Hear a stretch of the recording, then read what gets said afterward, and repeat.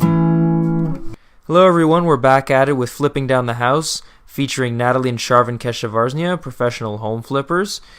After the introductory episode earlier this week, we will be finally getting into the thick of it.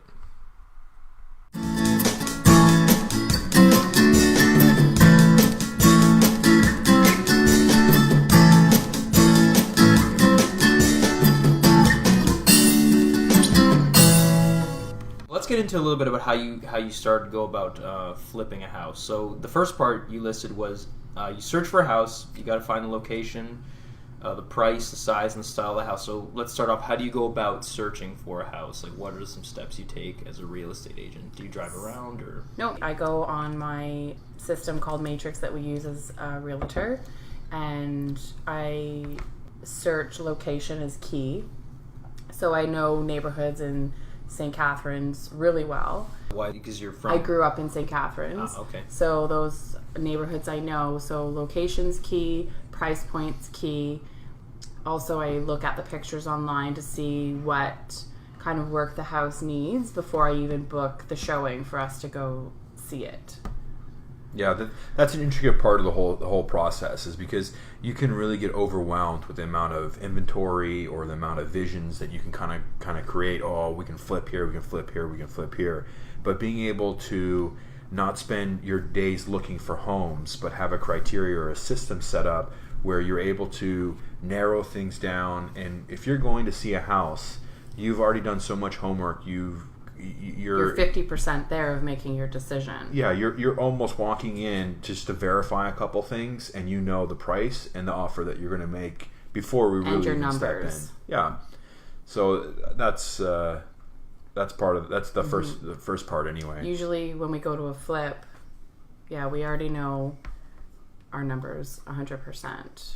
So, and when we're doing, and we get into the offer and the negotiating, we know our max ceiling, and it took us a while to do this, but you have to remain very disciplined, and the numbers do the talking. If it's not there, sometimes we have to walk away from deals. A beautiful home or a great flip, but it's just not going to work. Mm-hmm. Was an example of a situation where you look at and you say it's got to be where you've had the house seemed right, good location, but maybe the numbers didn't quite fit what you wanted? Do you have like an anecdote or an example of something you looked at? Well, last week we found a house, great neighborhood, the location was perfect, the house was good, it was flippable, it was solid, just needed a little TLC, but the numbers just didn't work. TLC is? Like a little bit of love in the house, some tender love and floor, care. Oh, okay. Tender love and care, some floor, some windows, paint, some new lighting, just little things, nothing major. It would have been a nice flip. It would have been beautiful family home. It already had a beautiful yard, so that didn't need anything from us. But the numbers we couldn't make them work with our offer. We got into competition from a couple from Toronto, and being a flipper, competition is really not something that you want to get into. It's not emotional. We're looking to get into the entry price of a home or the sale of a home. We want that price to be as low as possible. And if we're going to go into a competition, especially with somebody from Toronto who's willing to go over and above because of the pricing is just so different from what they're used to. Because they're not going for profit. They're just interested in a really nice home they can live in. There's a difference. Mm-hmm. Exactly. Absolutely.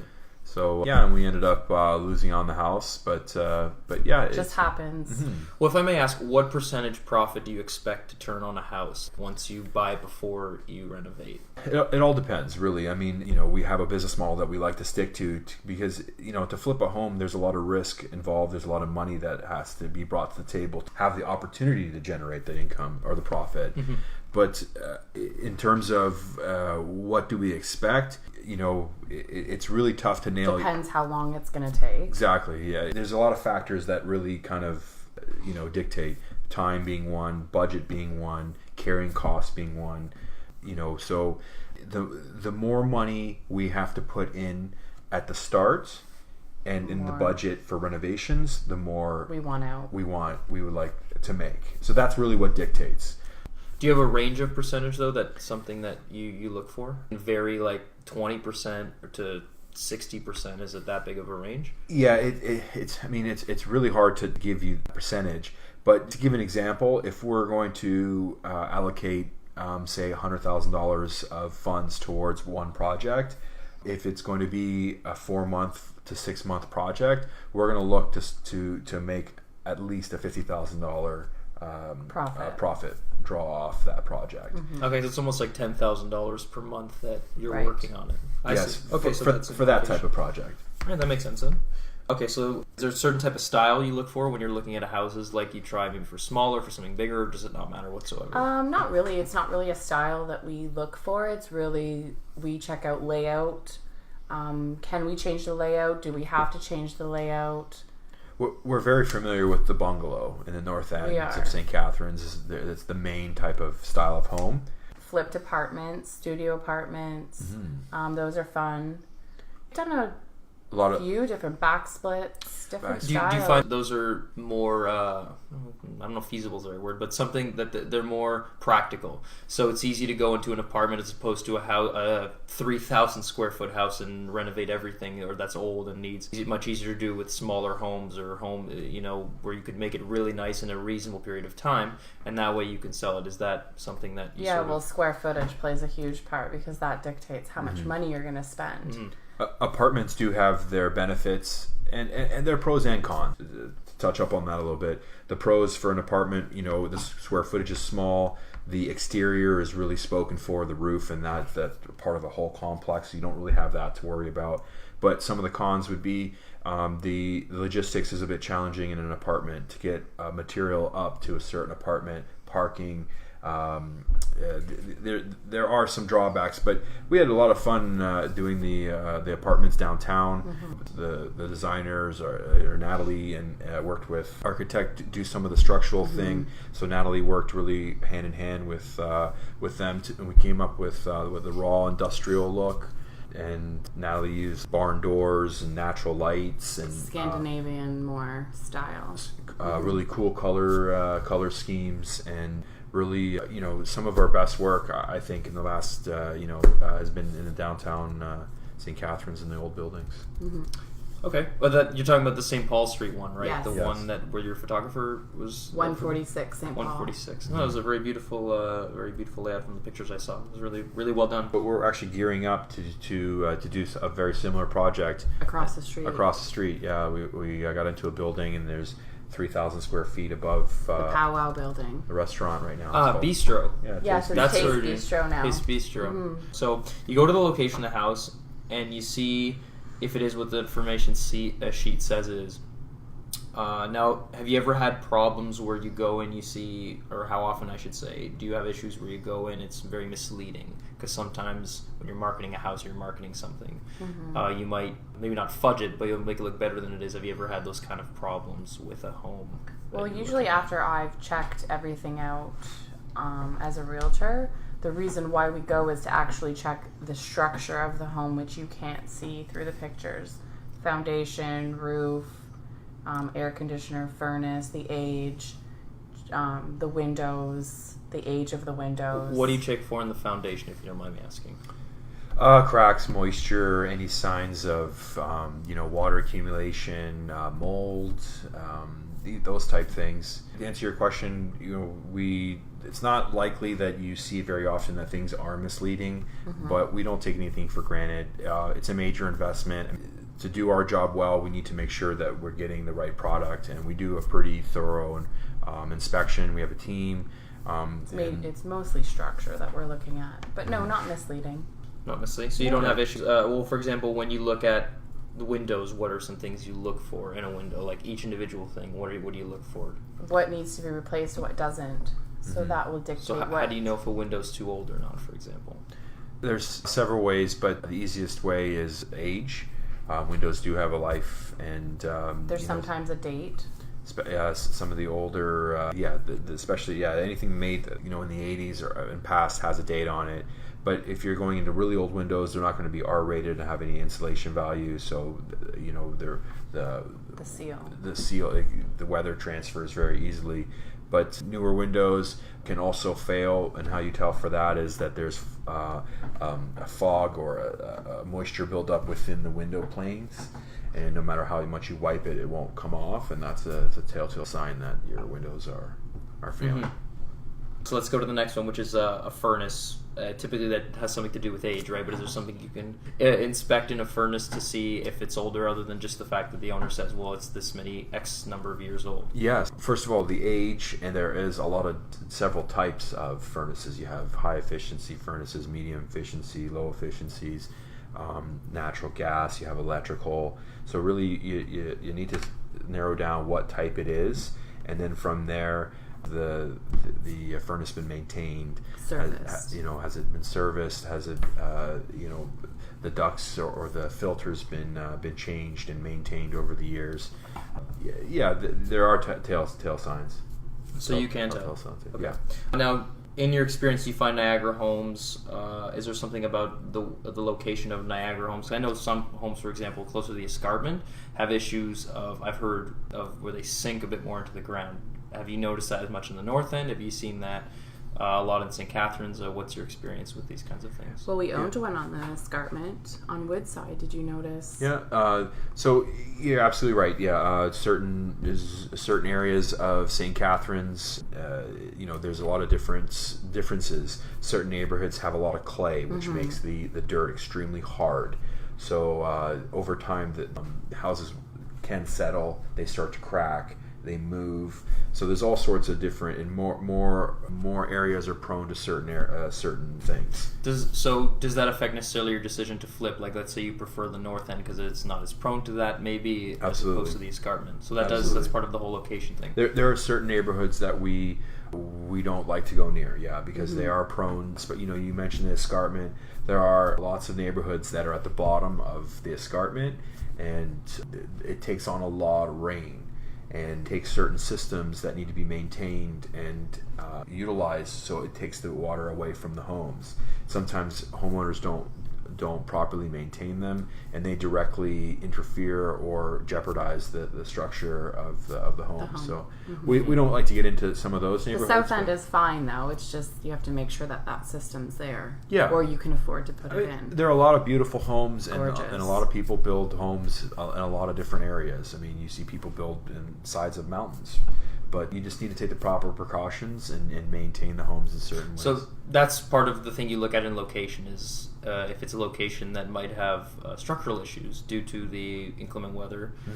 When you have inclement weather, this is something you look at when you go into a house. The grading. The grading, okay. It's foundations, the grading, the moisture levels, cracks, the type of foundations. These are all things, like, they're big ticket items, and in the flipping business, especially, you have to weigh what's big to you and what isn't big, right? Exactly, and also weigh the risk, because we are in a market where our name is recognized, and when we could easily rectify an issue by covering it up or trying to not rectify it correctly.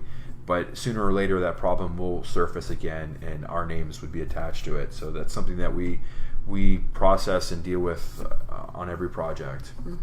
You were talking about location was a very important thing, right? So what are some factors you look in location? Can you give me examples of homes that had better location, not as good, and you had to work with it? Anything? Yeah, so good locations, typically you'd like to be tucked into a neighborhood.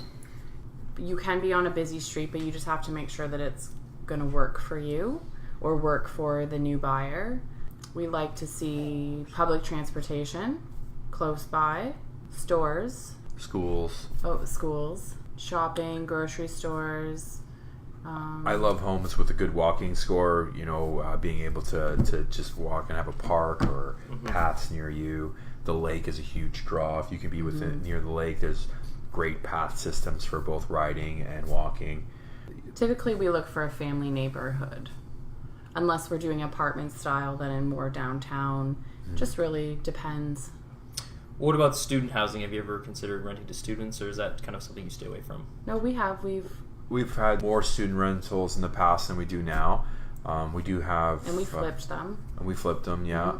We have gotten away from it. in the south end, but downtown we still remain. We're still going to do it. The student market is something that is evolving. It's high risk. It's great return because the students are willing to pay a premium, but yeah, we don't do too much of it. Students anymore. I see. Is there a reason why flippers or someone like yourselves aren't as much into the student market? It's just is it kind of tougher? The easy answer to that question is, the university has grown quite a bit in our particular market, and there is a lot of people who have gotten involved in the student market. A lot of out of town type flippers or buyers, and it's oversaturated. And the trend, as in any North American city or any global city at this point, the trend is to move to the downtown core areas, to be more in a walking type area. So that's why you see there's 2 cranes right now in the downtown core, and they're building huge condo buildings for students. And as of September, you're going to see a massive switch from the students that are all located near the campus, which is a little bit further out of the city. You're going to see all the kids gravitate towards the center core. That's why you see all the infrastructures and all the buildings of the restaurants. Which is interesting because it's moving away from the university. You're not moving towards it. You're moving away because, you can take the bus, but you're talking about walking, distance being essential, something critical to the modern urban sprawl or urbanization. And if anything, the university is a bit outside of the city, right? Which would kind of defies that. But it's an interesting point that everybody's moving towards the city, the young people, but downtown's where all the action is. That's a great point you bring up, and cities across North America are dealing with that. Like, to touch up on it here locally, Brock and the St. Catharines Transit recognize that the trends are moving downtown. So what they do is they put in bus systems. They call it the Brock Bullet, where it goes right from downtown straight to Brock, no stops. Or it'll stop, but the way to Brock. The bus comes very frequently. Do you find it kind of affects how you sell a home, like the closer it is maybe to downtown, or do you find it doesn't really make a difference in St. Catharines as much? Depends on what market we're trying to hit with our flip. So if we're going to renovate a downtown home, the design's going to be projected towards a younger professional or younger. Just stay on trend with your design. To give you an example of some of the flipping that we have truly flipped these properties. We took them, they were run down, not up to code for fire or building. They were occupied by not ideal tenants, and we take these rundown apartments, we bring them up to code, we open the doors to the city and the fire department, so everybody's involved. We bring in architects, work with Natalie on design. We come up with a plan that is going to bring in the new tenants for the downtown core. And we have a Harvard grad and a doctor who moved into these apartments downtown who we which we flipped. So it was a true flip. You never really know who you're going to attract. What kind of buyer is going to like what you've done? They were buyers or renters? These were renters. These are renters. These are renters. So you do renting and flipping for and selling. Part of the flip model works. Both ways. We flip houses for customers. We flip houses for ourselves. We flip houses to rent as well. And so you get the all-around game sort of going. That's another huge part of our long-term investment or long-term goal with this business is rental income. Rental income. Okay. So I wanted to ask you just a final question, which is how many houses have you done so far? Talk a little bit about some positive experience, stuff that you learned from it. I think that earlier we said 8 to 10 actual flips, like full renos top to bottom. It's hard to put a number exact because we've had a lot of projects that really don't fall into the necessary flip category. But when you're doing a $150K renovation for a customer, that's pretty much flipping their home. So how many renovations on homes have you done so far? 100. And what are some of the things you've learned from it? The fun of it is that it's new, a challenge every day. if in terms of, each house is different, and each vision that we kind of come up with is different as well. The creativity is my fun part. Yeah. The change every day for me is, I go to work every day, and we have a set of challenges, and it's fun to kind of come up with the solution. Mm-hmm. And so do you have like a sort of goal you're working to went through your doing the flips and stuff like this? Is there something in mind you want to do at the end of it, like something fun, something cool, like towards, Like with design? Something fun and cool? Is there an ultimate goal to sort of doing that? Well, my goal is I get to create a beautiful space for somebody else. Mm-hmm. And I love doing that. And I love seeing people's reactions at the end result, because I know where we started.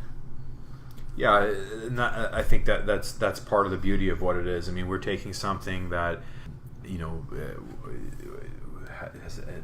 it's had its day, Mm-hmm. and we take it and we bring it back, and we use some of the old elements combined with the new elements to kind of give it a unique space that no matter how you could try to envision building it from new, but you could never do some of the things that we've done. I think our goal is taking a house in a neighborhood and revitalizing it for the community.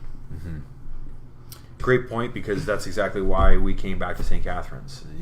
We knew that there was a lot of building to do in this city. Some had said that its prime days are past it, But the future was coming. but we knew, and we saw the opportunities here, and we're on a right track. I mean, the market here has been on fire for the last 5 years. We're seeing Toronto. This is going to be a Toronto suburb very shortly. Yes. And when that happens, all our hard work and everything that we've sacrificed, because it has been a challenge, but fun, and we'll get there. Well, that's terrific. Thanks again for speaking with me today. That concludes episode 1, everyone. Stay tuned for our next episode, episode 2, with Sharvin and Natalie Keshavarznia in Flipping Down the House. Until next time, see you later.